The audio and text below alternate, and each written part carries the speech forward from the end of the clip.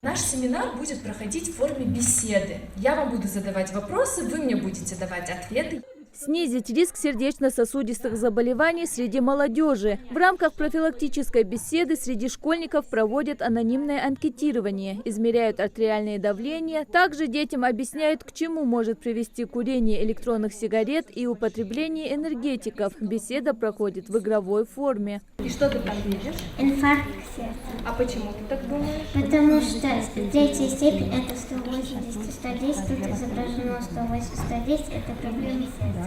Впервые электронную сигарету изобрел китайский ученый-фармацевт Хон Лик в 2003 году. Этому послужила смерть любимого отца, который умер от рака легких из-за беспрерывного курения. Казалось бы, новое устройство должно наносить меньше вреда здоровью. Но вейпы, говорят медики, куда опаснее обычных сигарет, потому что здесь происходит выпаривание никотина, это вызывает ожог слизистой ротовой полости. В 2023 году газета «Таймс» провела тайное расследование, и мы выявили, что $400 миллионов было затрачено на рекламную кампанию для того, чтобы подкупать университеты, научные исследования, врачей, известных политиков и блогеров, чтобы они рассказывали нам с вами о том, что электронные сигареты на самом деле не так уж и вредны.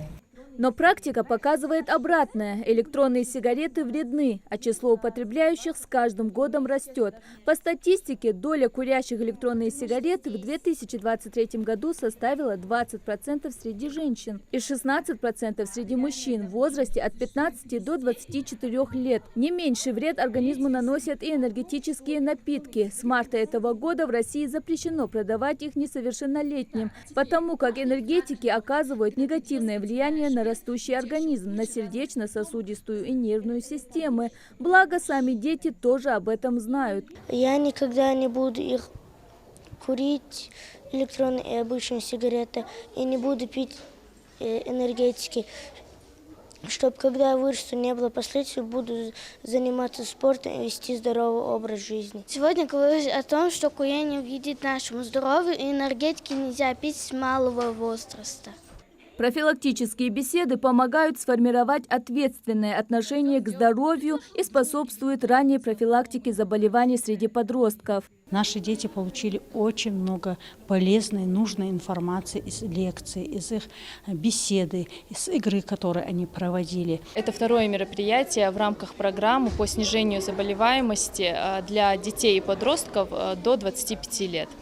Программа реализована в рамках работы нашего центра для снижения таких заболеваний, как артериальная гипертония, ишемическая болезнь, в частности инфаркт миокарда.